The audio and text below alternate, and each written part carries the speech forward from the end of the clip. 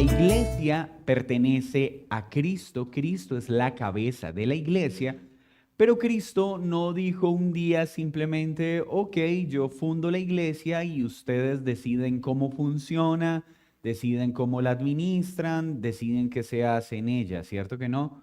Él mismo dejó consignado en su palabra de forma clara e entendible los principios regulativos bajo los que debe operar y bajo los que debe vivir.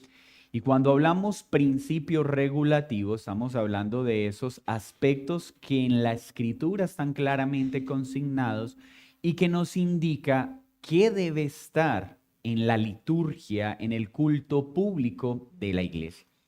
Pero también Dios dejó regulado entonces cómo debe administrarse esa autoridad preciosa y como lo hemos venido aprendiendo a través de la imagen de nuestro estudio, entonces las llaves fueron dadas por Cristo ¿a quién? A los apóstoles, ¿cierto? Y los apóstoles entregaron esas llaves a la iglesia conformada por todos los que asisten cada domingo a una reunión. ¿Quiénes son la eclesia o iglesia? Los que han sido trasladados de las tinieblas a la luz, que son creyentes y cuya profesión de fe ha sido validada por el cuerpo de Cristo. Entonces, cuando hablamos de eclesía, no olviden, o iglesia, no estamos hablando de la totalidad de personas que se congregan un domingo en una reunión para alabar a Dios, no. Estamos hablando de todos aquellos que han nacido de nuevo y que han sido injertados a la iglesia visible o a la iglesia local. Y estuvimos entonces repasando que estas llaves para poder abrir la puerta deben usarse de manera que, mis hermanos, todavía siento bastante eco. Son dos llaves que abren una misma puerta, pero estas deben operar de manera simultánea. O sea, la iglesia y las personas que están en autoridad, los ancianos, deben administrar esa autoridad que ha sido dada también en la forma en que la palabra lo enseña o la palabra lo dice. Y estudiamos también que dentro de esas facultades, estas llaves, este ejercicio se utiliza a través de una expresión muy conocida. ¿Lo recuerdan? Atar o desatar, ¿cierto? Y que atar y desatar tenía que ver con la facultad que tenemos nosotros para atar demonios y desatar demonios. ¿No? Para atar bendiciones materiales o desatarlas. No, este principio de atar y desatar, ¿a qué se refiere? A un ejercicio de administración de la autoridad, ¿cierto? Que le ha sido dada a la iglesia para ejercer disciplina sobre el pueblo de Dios. Entonces es la iglesia la que administrando esta autoridad ata o desata, reconoce a alguien como creyente por su profesión pública o no la reconoce. Reconoce a alguien como atado al pecado por la práctica evidente en sus acciones o desatado por el poder de la predicación y la enseñanza para que esa persona ya no esté bajo el poder y la esclavitud del pecado. Entonces, ha surgido una pregunta a medio de este estudio de ¿quién entonces recibió las llaves? Y volvamos por favor a Mateo, capítulo 16, Mateo 16, versículo 19. Mateo 16, para que sigamos aterrizando entonces lo que aquí, 16, 19. Veámoslo desde el 13. Mateo 16, 13. Viniendo Jesús a la región de Cesarea de Filipo, preguntó a sus discípulos diciendo, ¿quién dicen los hombres que es el Hijo del Hombre? Ellos dijeron, unos, Juan el Bautista, otros, Elías, y otros, Jeremías o alguno de los profetas. Él les dijo, ¿y vosotros quién decís que soy yo? Respondiendo Simón Pedro, ¿quiénes estaban? Los apóstoles, ¿cierto? O discípulos. Y dentro de ellos, ¿quién respondió? Pedro.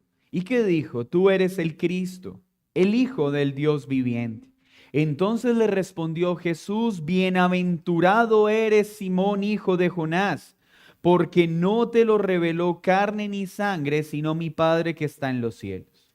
Y yo también te digo que tú eres Pedro, y sobre esta roca edificaré mi iglesia, y las puertas del Hades no prevalecerán contra ella. Y a ti te daré las llaves del reino de los cielos, y todo lo que atares en la tierra será atado en los cielos, y todo lo que desatare en la tierra será desatado en los cielos. Entonces mandó a sus discípulos a que nadie dijesen, a nadie dijesen que él era Jesús el Cristo. Entonces, en este punto, estamos viendo varios aspectos claros y algunos que no lo son tan claros, ¿cierto? Entonces vemos quién las da, quién tiene la autoridad para darlas, a quién las entrega, y volvemos a aparecer en el punto, pero ¿bajo qué rol le entregó las llaves Cristo a Pedro? Pedro representa, o más bien en él convergen, tres roles para ese momento en que le fueron dadas las llaves. Pedro era ¿qué? Apóstol de Jesucristo, ¿cierto? Y como apóstol tenía una autoridad divina dada por Dios mismo. ¿Qué más es Pedro? Un creyente de la iglesia, ¿cierto? Pero dentro de la iglesia, ¿era un oficial o era una oveja? Era un oficial, es decir, él era un anciano de la iglesia. Él era pastor de la iglesia, un apóstol, un pastor. Pero, ¿qué más era él? Lo acabamos de ver. Era un creyente, ¿cierto? Apóstol, pastor y creyente.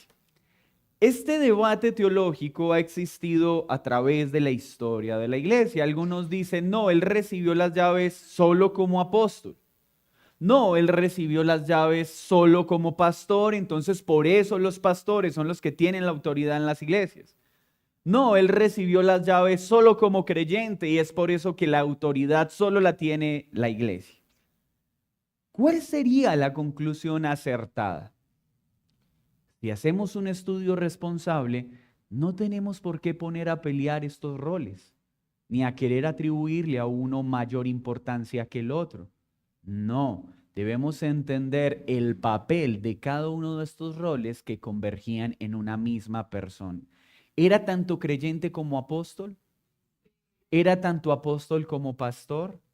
Sí, entonces, al entender estos roles que estaban en Pedro, podemos entender cómo se desarrolla esta verdad a través de estos pasajes. Sabemos entonces que las llaves, no solo por lo que aquí sucede, sino por el resto de la iglesia, del resto de la Biblia, fueron dadas a la iglesia. Esta autoridad fue dada a la iglesia.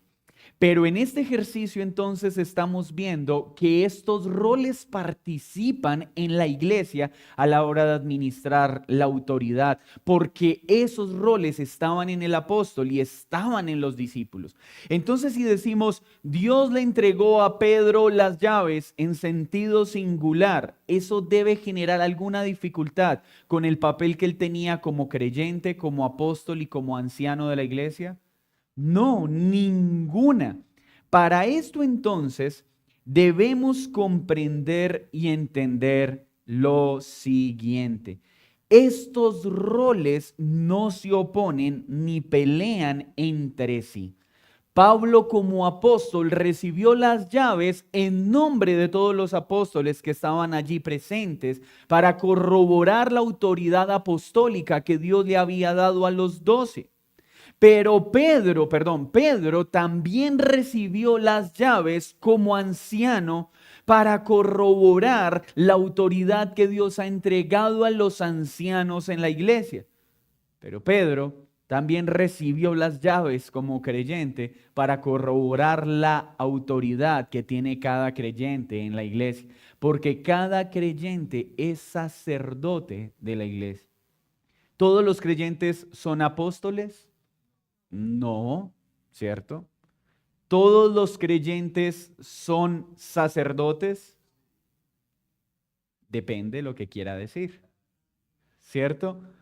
¿Todos los creyentes somos sacerdotes? Sí. Pedro lo dice, somos real sacerdocio, nación santa, pueblo escogido por Dios. ¿Y no le parece a usted maravilloso que aquel que recibió en un sentido las llaves sea quien le diga a la iglesia que el sacerdocio no recayó sobre un hombre, sino sobre toda la iglesia? ¿Qué peso tienen las palabras de Pedro cuando Pedro dice es que todos somos real sacerdocio, nación santa, pueblo escogido por Dios? Entonces, cada creyente tiene una responsabilidad sacerdotal en la administración de la autoridad que nos fue dada, pero no todos ejercemos ese sacerdocio en un sentido oficial, como pastores, obispos o ancianos. Recuerden que son sinónimos. Entonces, podemos tener claro que la autoridad naturalmente fue dada a Cristo. Cristo como cabeza de la iglesia la entrega a los apóstoles entregan esta autoridad a los sacerdotes, ancianos, pastores como oficiales y a cada creyente como sacerdote del pueblo de Dios. Entonces, esta autoridad que permite, ya lo vimos, el poder de ¿qué? De ejercer esa autoridad, de atar o desatar. Así pues se resuelve la confusión que tenemos de quién recibió las llaves. La iglesia. Y cada uno de los roles que el Señor estableció en ella. Y esto nos da una gran responsabilidad. Mis hermanos, es nuestro deber cuidar la iglesia. Y es nuestro deber velar para que todos los procesos disciplinarios se hagan de manera justa y piadosa.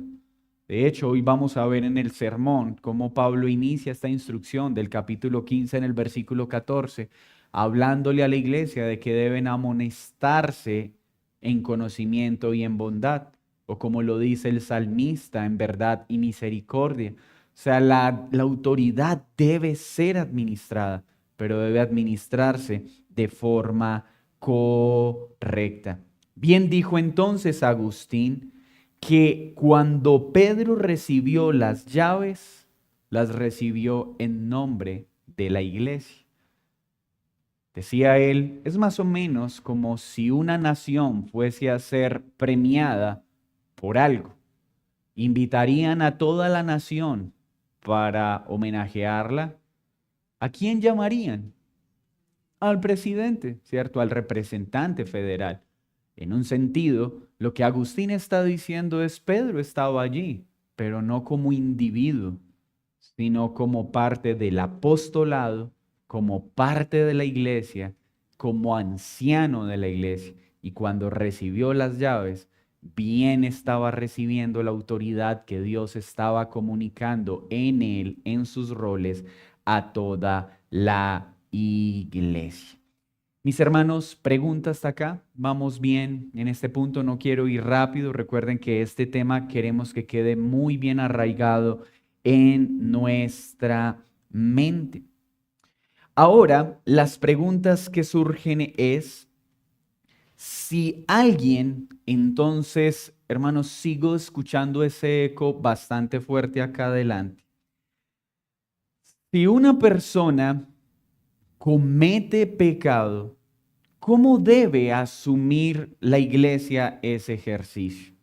Primero, Estamos hablando de si un creyente peca, si un creyente que ha sido incrustado en la vida visible de una iglesia local peca, la iglesia debe ser pronta en administrar la autoridad que le fue. Primer pecado a evitar. Ningún creyente puede ver a otro creyente pecar y no hacer nada, porque está desobedeciendo a Dios, pero está evitando administrar la autoridad que le fue entregada. Piense usted por un momento que está en un banco y de repente inicia un robo y al lado suyo hay 3 representantes de la autoridad, llámese policía, bien armados, bien entrenados, prestos para ejercer la autoridad que tienen, pero en medio del robo deciden decir, eso no es problema mío, pues al fin y al cabo esa plata que se van a robar no es mía. ¿Qué diría usted de esos policías? ¿Los felicitaría? No podemos decir corruptos porque no están robando el dinero. Negligentes, ¿cierto? ¿Por qué negligentes? Porque no están cumpliendo ¿con qué? Con su deber. Y el deber que ellos les embiste es evitar que ese robo prospere. Atrapar al infractor y asegurar de que reciban la consecuencia de sus acciones. Cuando un creyente ve que un hermano está pecando y no hace nada, está siendo negligente ante Dios. Pero además está siendo negligente ante su hermano. Porque la disciplina que Dios le da a la iglesia, la autoridad que le da, las llaves que le da, es primero para agradar a Dios y mantener visible el carácter santo de Dios, pero también para mostrar amor a un hermano. La disciplina, el uso de las llaves es un acto de amor, primero a Dios y segundo al prójimo. Entonces, el creyente como sacerdote y como miembro del cuerpo debe acercarse. ¿Debe acercarse a quién? Primero a Dios, a interceder por ese hermano. Oh Señor, mi hermano ha pecado contra ti. Quiero pedirte por él, quiero pedirte que lo perdones. ¿Recuerdan lo que hacía el sacerdote? Intercedía a Dios por el pueblo. Y ese rol es de todo creyente. Cuando un creyente está pecando, al primero que debemos acercarnos al verlo pecar es a Dios. Señor, ten piedad de mi hermano. Señor, perdona a mi hermano. Señor, ayuda a mi hermano para que sea consciente de su pecado y de su falta. Pero es lo último que hacemos. Porque no vamos a Dios. No intercedemos por Él como sacerdotes, sino que queremos actuar es como jueces. Nosotros no somos jueces de la vida del otro, somos sacerdotes. Nosotros intercedemos por el otro. Pero lo segundo que esa llave me obliga a hacer es un acto de amor. Acercarme al hermano para decirle, hermano, veo que estás haciendo algo que desagrada al Señor. ¿De qué forma puedo ayudarte para que no avances más en esta acción pecaminosa? ¿De qué forma puedo prestarte mis hombros para que no sigas viviendo de esta forma? ¿Cómo puedo ayudarte? Ese es uno de los usos tangibles de esa llave. ¿Por qué? Porque tengo autoridad para ir al hermano. Pero estoy utilizando esa autoridad ¿de qué manera? Con amor, con preocupación. ¿Qué le diría usted a un padre que ve que su hijo está jugando con los cuchillos de la casa al lado de sus pies y él no hace nada? Irresponsable, negligente, porque si él ama a su hijo, ¿qué es lo natural? Que lo proteja, que lo evite. Entonces, cuando un creyente usando la llave de la autoridad que le fue dada, se acerca en amor a un hermano, ¿está siendo un entrometido? Está mostrando amor. Está entendiendo que la autoridad de las llaves ha sido puesta sobre sus hombros. Mis hermanos, ¿sabe que hay un mal bien grande, particularmente para nuestra cultura latinoamericana y específicamente para nosotros los colombianos? Eso es problema de él. Cada uno con sus problemas. Y eso ha sido muy reforzado por el evangelicalismo moderno. Porque muchos pastores, para poder robar, entonces lo que han hecho es, si el pastor de su iglesia está robando, eso es problema entre él y Dios. Usted no deje de diezmar. Cada uno tendrá que darle cuentas a Dios. Si el pastor es un iracundo, un grosero, un patán, no importa, usted no deje de venir a la iglesia porque eso es problema entre él y Dios. Si una de sus autoridades está obrando mal, no diga nada, no haga nada, porque la murmuración es pecado y le va a dar lepra como María y Aarón. Pero ese mismo mal se ha incrustado de tal forma que hemos adquirido miedo de acercarnos a la vida de otros para ayudarlos, porque pensamos que eso es entrometerse.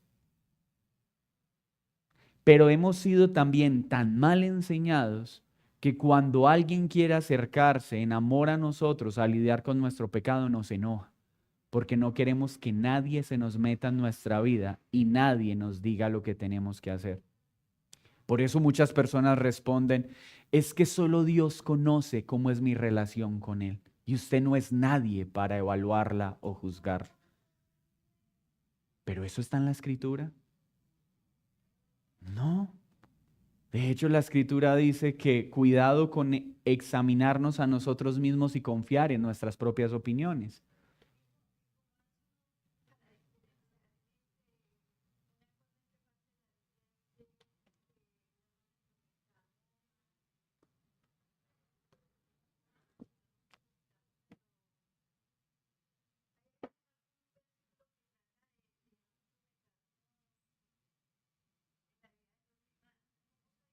No lo conozco.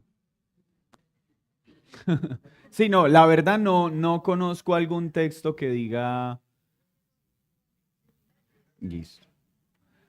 ¿Alguna otra pregunta hasta acá?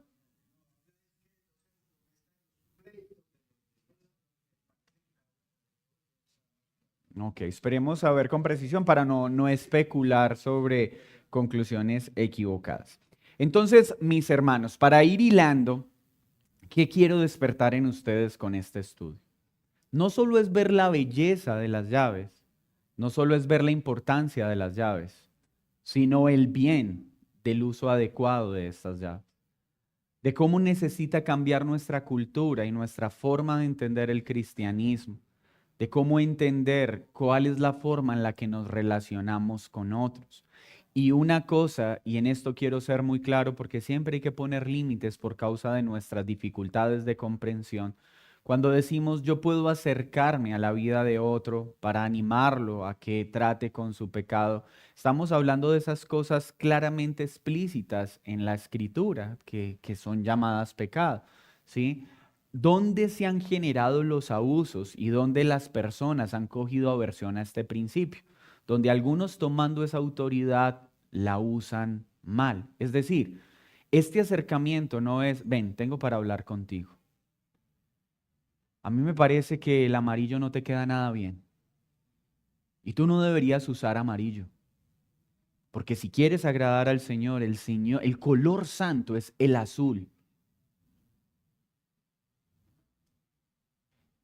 Perdona, ¿puedes sustentar eso por la escritura? No, es un sentir de parte del Señor que tengo. ¿Tú qué deberías hacer a eso? No,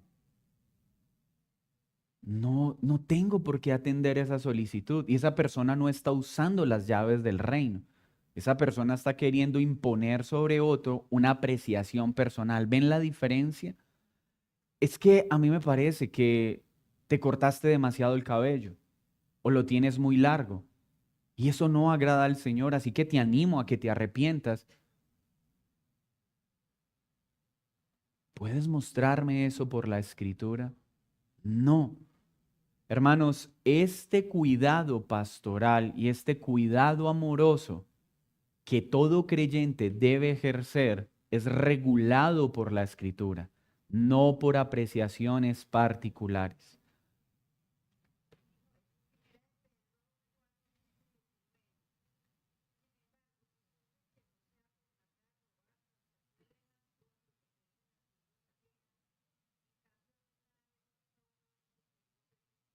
¿Me repites porfa la cita para leerla en su contexto? Un segundito. Primera de Pedro 4, desde el 15. Vamos a leer. Primera de Pedro 15. Así que ninguno de vosotros, leámoslo desde el 12, amados, no os sorprendáis del fuego de la prueba que os ha sobrevenido, como si alguna cosa extraña os aconteciese, sino gozaos por cuanto sois participantes de los padecimientos de Cristo, para que también en la revelación de su gloria os gocéis con gran alegría. Si sois vituperados por el nombre de Cristo, sois bienaventurados, porque el glorioso Espíritu de Dios reposa sobre vosotros. Ciertamente, de parte de ellos, Él es blasfemado, pero por vosotros es glorificado. Así que ninguno de vosotros padezca como homicida, como ladrón, como malhechor o por entrometerse en lo ajeno. Ah, ya entiendo el uso. El uso que está dando ahí Pedro en cuanto a entrometerse ahí se está utilizando en un sentido peyorativo y negativo. O sea, de inmiscuirme en asuntos que no me corresponden, ¿cierto? Que no termine sufriendo por meterme en cosas que no corresponden. ¿Ese principio es correcto? Sí, claro, nosotros no debemos buscar sufrir por entrometernos en asuntos que no nos corresponden. Pero de los asuntos que estamos hablando, en este caso de la administración, de la autoridad, ¿son asuntos que sí nos corresponde? Sí. Entonces, si yo voy y le digo a un hermano, estás pecando en esto, ¿me estoy entrometiendo en algo que no me corresponde? No, estoy ejerciendo amor en ese hermano. Si ese hermano me dice, es que usted se está entrometiendo y está desobedeciendo a Pedro, no, es que tu asunto sí me compete, porque como hermano tuyo te amo y quiero cuidarte. Es algo muy diferente, porque estaríamos diciendo que cuando yo ejerzo la disciplina me estoy entrometiendo en la vida de otra persona. Eso no es entrometerme. Entrometerme en la vida de una persona es querer regular sobre aspectos de la vida de una persona que Dios no me llamó a regular. Es como yo entrar a decirle a la casa de un hermano, mi hermano, ¿y tú por qué le das esa clase de comida a tus hijos? A mí no me parece, tú deberías darle otra. Eso es entrometerme en un asunto que a mí no me corresponde. Yo no tengo por qué regular o ingerir la dieta de un hogar. Yo como pastor no puedo entrometerme en cómo una pareja de esposos utiliza su tiempo de descanso. Una pareja se irá a ver a cine, otros se irán a comer, y yo debo decirles y regularles a qué restaurante van o qué película ven. Eso es entrometerme en algo que a mí la escritura no me ha llamado a decir. Yo puedo decirle a un hermano, mi hermano, la escritura te llama a descansar. ¿Eso puedo hacerlo? ¿Puedo entrar a decirle cómo y de qué manera? Eso ya es entrometerme en algo que a mí no me corresponde. ¿Hasta dónde puedo llegar, hermano? Recuerda que necesitas descansar porque el descanso es un mandato de Dios. Entonces, una cosa es hacer lo que corresponde en el uso de esa autoridad y otra cosa es querer llevar esa autoridad a un escenario donde no me ha sido dado. Eso es entrometerse y eso sí es pecado. Listo. Entonces, ahora veamos algunos aspectos acerca de cómo han sido distribuidas esas llaves, de qué llaves habla también la escritura. Entonces tenemos en la escritura que se habla de la llave del conocimiento, que se habla de una llave de poder, ¿cierto? Una llave de orden, una llave de jurisdicción o justicia. Esas llaves son mencionadas en la escritura. Y vamos a empezar a ver un poco, hoy simplemente a modo de introducción, cómo son mencionadas en la escritura y qué papel tienen. Ya vimos entonces el orden. ¿Quién tenía las llaves? Cristo. ¿Cristo a quién se la dio? A los apóstoles. ¿Los apóstoles a quién se la dieron? A la iglesia y a los ancianos. Recuerden, el equilibrio de poder en dos grupos, ancianos e iglesia. Estos dos deben administrar adecuadamente la autoridad para abrir la puerta según el rol que se le entregó, pero los dos la tienen. Ya vimos que es un acto de amor, que es un acto de protección, y no administrarlo correctamente es un acto de desobediencia a Dios, pero también es un acto de desobediencia al no cumplir con el rol que tengo de cuidar y de velar por mi hermano. Cuando la administro es un acto de amor a Dios y es un acto de amor al creyente.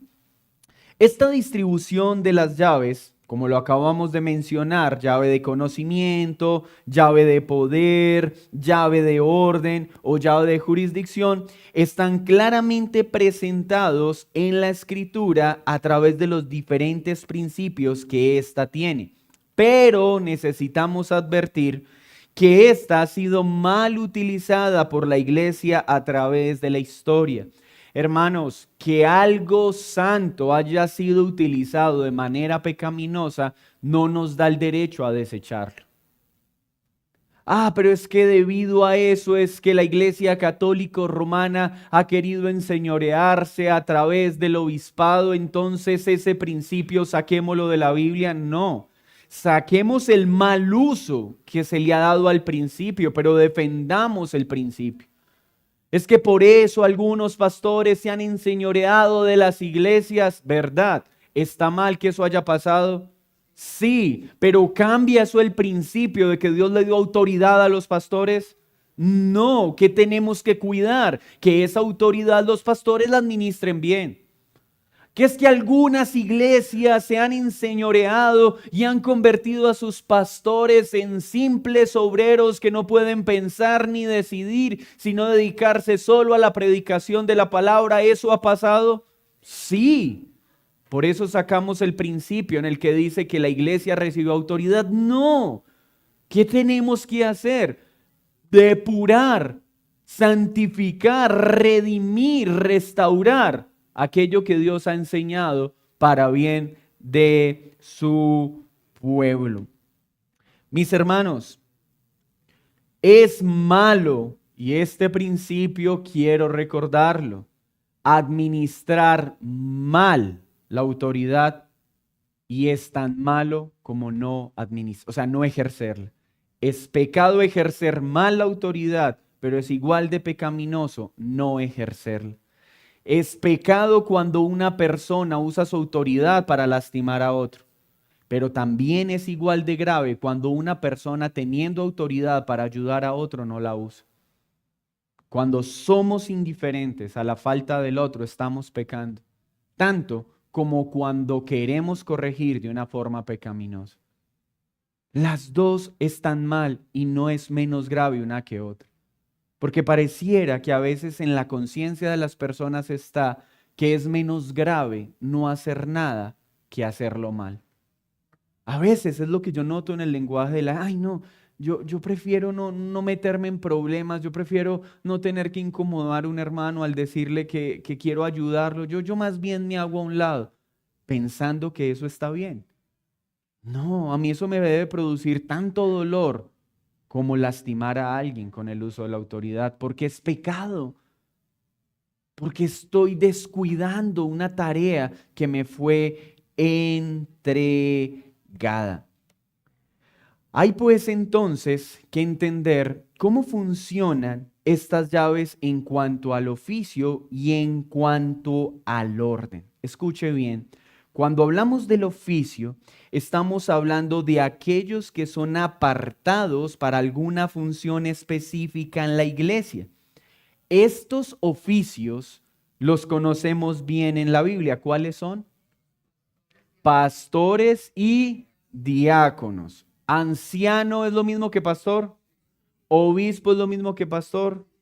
Sí, entonces cuando hablamos de oficiales, estamos hablando de esos oficios que el Señor ha instituido de forma explícita en su palabra. Hombres que Él aparta para tal función. El orden, cuando hablamos del orden en la iglesia, estamos hablando de una tarea que es común a todos los miembros de la iglesia, sean oficiales o no sean oficiales. Hay un orden en los que están sujetos como en los que gobiernan. Entonces, los oficiales son los pastores y los diáconos, pero los encargados del orden de la vida de la iglesia es ¿quién? Todos los creyentes. Cada creyente es responsable de velar por el orden de la iglesia, es decir, por lo que Dios ha ordenado para el funcionamiento de su iglesia. Y un creyente vela por el orden cuando ora por sus pastores, pero cuando también examina la vida de los pastores, evaluando que sus acciones y sus enseñanzas no se alejen del orden que Dios instituyó para la iglesia. Los creyentes son responsables de velar por el orden de la iglesia, cuidando y velando para que ningún creyente se salga de lo que Él ordenó. ¿Me hago entender con esta diferencia? ¿Todos son oficiales en la iglesia? No. ¿Quiénes son oficiales en la iglesia? Pastores y diáconos. Pero ¿quiénes velan por el orden de todo lo que pasa en la iglesia? Cada creyente vela por el orden de ¿quién? ¿Solo de las ovejas? ¿También de los pastores?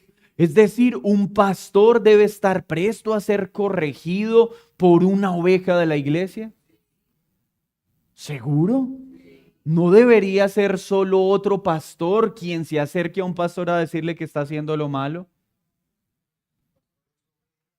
Ah, el pastor es oveja también, ¿cierto? Entonces, si un pastor necesita ser corregido porque algo en su actuar no corresponde al orden que Dios ha asignado, ¿qué debo hacer? Orar y hablar. Muy bien, hermanos, ¿lo hacemos? No. Y este mismo principio con un hermano.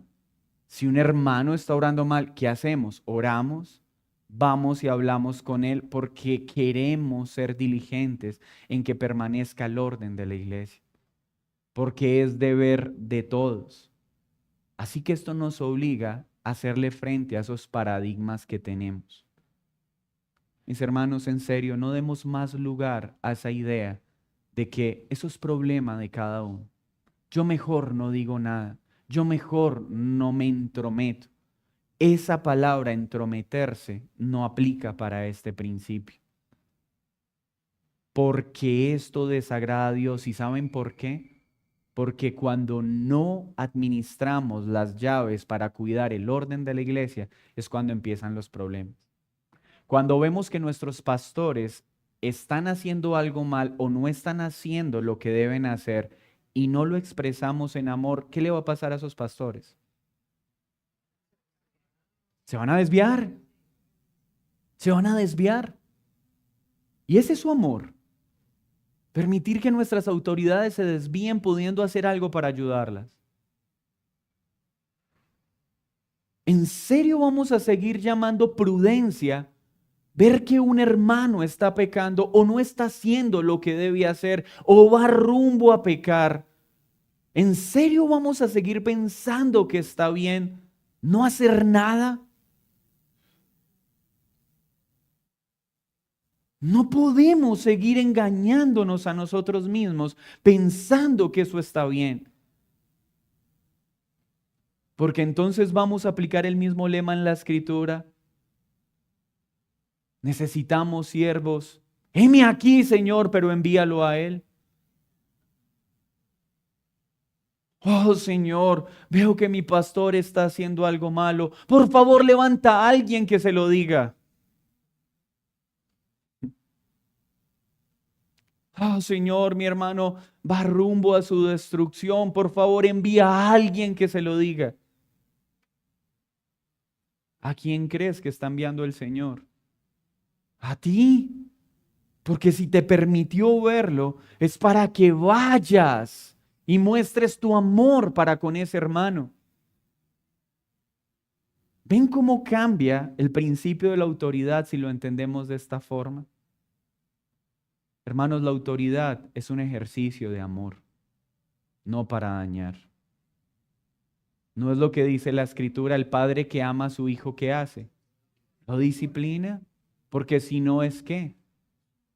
Es cómplice de su muerte, hace de él un bastardo. Y esto va a evitar, hermanos, que los pastores y los miembros se desvíen a derecha o se desvíen a izquierda. Al menos no por ignorancia o por falta de ser beneficiados con la autoridad. Así como aplaudiríamos entonces a un oficial de policía que usa bien su uniforme para impedir que un hombre robe, asimismo entonces abrazaríamos a un hermano y lo felicitaríamos por evitar la muerte de otro. Porque es amor, no es entrometimiento. Que el Señor nos ayude a empezar a aterrizar este principio, que nuestros hermanos congregacionales lo han defendido a través de la historia y razón por la cual vemos tanta coherencia en un gobierno congregacional. Vemos tanta coherencia en cómo administrar correctamente estas llaves y que el Señor nos permita tener iglesias saludables con oficiales sanos que administran bien su autoridad y creyentes sanos que administran su sacerdocio de forma correcta. Eso nos va a ayudar como iglesia a avanzar de forma sólida y sostenida en el tiempo. Vamos a aprender a hablar con amor, a administrar con amor lo que el Señor nos ha dado. Amén. ¿Alguna pregunta antes de que oremos, mi hermano? Al terreno civil. Por ejemplo, vi que un vecino está distribuyendo drogas alucinógenas. Por ejemplo, vi el cometimiento de un crimen. Entendería que como parte de una sociedad civil debo hacer algo ahí también. Pero ¿hasta dónde? Esa es una buena pregunta y entra en un campo complejo de la ética cristiana, ¿cierto? Es claro discernir estos principios en el marco de la iglesia, en el sentido de que está hablando del trato que debo tener con un hijo de Dios, con un creyente. Ahora, ¿cuál es nuestra responsabilidad frente a las violaciones de la ley que cometen aquellos que no son parte del cuerpo, ¿cierto? Pero con quienes interactúo en mi función de un ciudadano de mi nación?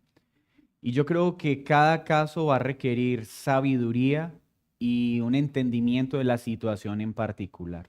Un ejemplo, va a haber momentos en que hay situaciones específicas como me doy cuenta que un familiar abusó sexualmente de un miembro de mi familia. ¿Qué me obliga la ley? Ahí no hay, ¿será que lo hago? ¿Será que no lo hago? ¿Cierto? Hay situaciones específicas de la ley en las que es fácil encontrar el blanco y el negro, no hay grises, ¿sí? Respecto al tema del expendio de las drogas, ¿A qué llama la ley? De hecho, hasta promete y promueve incentivos si se exponen lugares de expendios de drogas. ¿Puede el creyente denunciar o exponer una situación como esta ante las autoridades? ¿Puede hacerlo?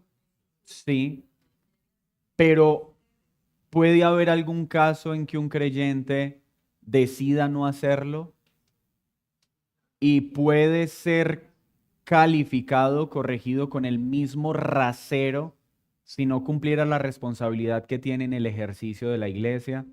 No. ¿Sí? Entonces, ¿a qué voy? Nosotros debemos ser solícitos en guardar, proteger lo que la ley ha establecido. Pero ese ejercicio civil tiene que estar acompañado por la sabiduría y la prudencia de cada caso en particular. Lo termino con esto. Yo puedo acercarme a un hermano que observo y está consumiendo una sustancia prohibida que está atentando contra su cuerpo. Es mi deber acercarme a mi hermano y decirle, hermano, cuidado, recuerda que eso está prohibido, que eso te hace daño. ¿Puedo hacerlo? ¿Es mi deber hacerlo? ¿Dios me llamaría la atención si no lo hago? Pero lo mismo pasaría si voy por la calle y a todo el que vea fumando, venga, no, ¿por qué? Si es el mismo principio de protección. Porque hay funciones que han sido restringidas al cuidado mutuo entre creyentes, ¿cierto? Y hay funciones propias que ya no le compete al creyente regular en la sociedad.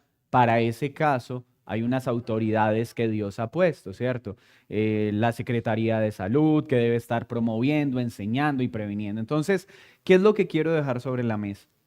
Hay situaciones en las que no tenemos otra cosa que preguntarnos, sino, como diría el comercial, denuncie, ¿cierto? Participe activamente en la visibilización de una falta o un acto en contra de lo legal y lo justo. Pero no podemos medir con ese mismo rasero todas las circunstancias civiles. Creo que en eso cada caso ameritaría una evaluación particular, distinto al ejercicio de la iglesia. Cada caso que esté atentando contra un principio bíblico es inmediata mi responsabilidad de acercarme. Para con la sociedad creo que hay unos elementos más amplios que no podemos ignorar. No sé si me hago entender. ¿Alguna otra pregunta? Mauro.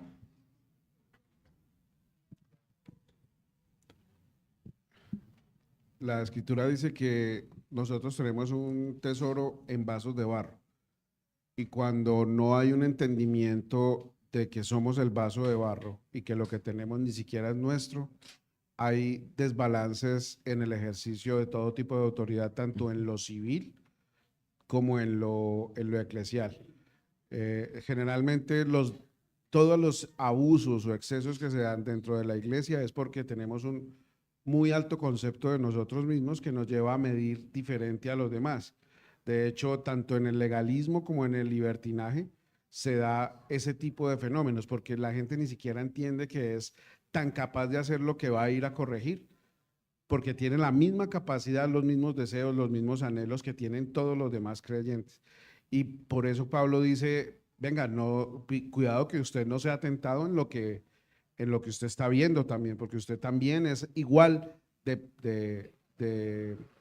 fácil de caer en eso. O sea, el punto del balance aquí está en que no, si no hay un entendimiento de quiénes somos realmente, nos tomamos atribuciones que no nos corresponden, de ir a corregir a cualquier persona en la calle porque somos cristianos, de hablar duro porque somos cristianos, de corregir cualquier tipo de falta, así ni siquiera sea una falta explícita, porque simplemente somos creyentes. Y eso denota una mala interpretación de lo que significa tener un tesoro en un vaso de barro. Muchas gracias. Pablo, y gracias Mauro por citarlo, creo que ha venido siendo muy insistente en lo que nos ha enseñado en Romanos, ¿cierto? De esa relación con las autoridades, de esa relación con el prójimo, de esa relación aún con los enemigos. Y me encanta hoy la porción que vamos a tocar sobre el amonestar en amor y en bondad, porque está ese mismo principio, ¿cierto? Nosotros cuando nos acercamos, y creo que el término correcto es ayudar a un hermano que está pecando o está en vías de hacerse daño, la forma en la que nos acercamos no es pensando que yo soy fuerte donde el hermano es débil o que él peca donde yo no peco. No, me acerco de pecador a pecador. O sea, cuando yo voy a corregir a un hermano que está luchando con alguien, no me acerco como que a alguien que es fuerte con el pecado a enseñarle a un débil cómo batallar con el pecado. No, nos acercamos de pecador a pecador. Nos acercamos con la conciencia de que he reflexionado tanto en mi lucha con el pecado. Soy víctima de la dificultad que representa cada día para mí tener que mortificar mi pecado. Soy consciente de las lágrimas que mi propio pecado me genera. Soy consciente del dolor que experimento cada vez que parezco estar caminando bien en un área de debilidad y vuelvo y caigo y sufro por volver a caer. Cuando yo me acerco a un hermano, es porque con lágrimas sé que él está batallando y está sufriendo con eso tanto como yo sufro con mi propio pecado. Y de esa forma me voy a poder acercar no como alguien que está por encima de él, sino a alguien que está en igualdad de condiciones. Y por eso cuando nos acercamos a ayudar a alguien con el pecado, nos acercamos no a decirle, pero usted con 10 años en la iglesia y todavía luchando con eso. No es, mi hermano, tú llevas 10 y estás luchando con el pecado. Yo llevo 20 y sigo haciéndolo. Llevo 30 y aún lloro cada vez que desagrado a mi Señor. Ese es el espíritu correcto. No es alguien que está haciendo las cosas bien, enseñándole a otro a que no haga las cosas mal. Ese aire de superioridad es el que nos lastima. Y ahí es donde están los dos balances. Cuando me examino correctamente, no voy a poder acercarme con rudeza y con dureza para ayudar al otro, ¿cierto? Porque me veo y digo, no, pero yo soy igual de débil. Pero tampoco me voy a ir al otro extremo. Yo con mi pecado, ¿quién soy yo para acercarme a decirle a un hermano? Porque ese otro lado también es peligroso, ¿sí? El de la suficiencia, pero el de la negligencia. No, pero gusano de Jacob soy. ¿Quién soy yo para decirle a este hermano que va rumbo a algo que lo está lastimando si me miro a mí y lo único que veo es inmundicia? Tampoco. Porque si me hago un examen correcto, estoy viendo que en mí hay pecado, pero veo cómo Cristo me sustenta. Y en esa misma condición entonces también me acerco no porque soy perfecto, al contrario, porque hermano, yo también estoy luchando y quiero que sepas que acá hay otro que lucha con su pecado, que quiere caminar contigo en la lucha. ¿Y por qué entonces me sentiría ofendido si alguien débil como yo se acerca para ayudarme en mi debilidad? Ya no habría una razón lícita, solo mi orgullo, ¿cierto? Gracias, Mauro. Y ese es el balance que Pablo ha mostrado en su carta. De hecho, Romanos, para mí ha sido especial poderlo ver y entenderlo, como lo hemos visto en ese santo balance que promueve cómo llevar esta vida práctica. Pero después de haber visto una carta completa recordándonos que lo que Cristo hizo, el precio que pagó, la debilidad que tenemos, la necesidad de estar anclados a Cristo y a su pueblo. Y solo desde ese punto, a partir del 12, 13 y 14, empieza a enseñarnos una vida práctica. Necesitamos luchar con el pecado, pero cuidémonos de los extremos. Hermanos, sí, Señor.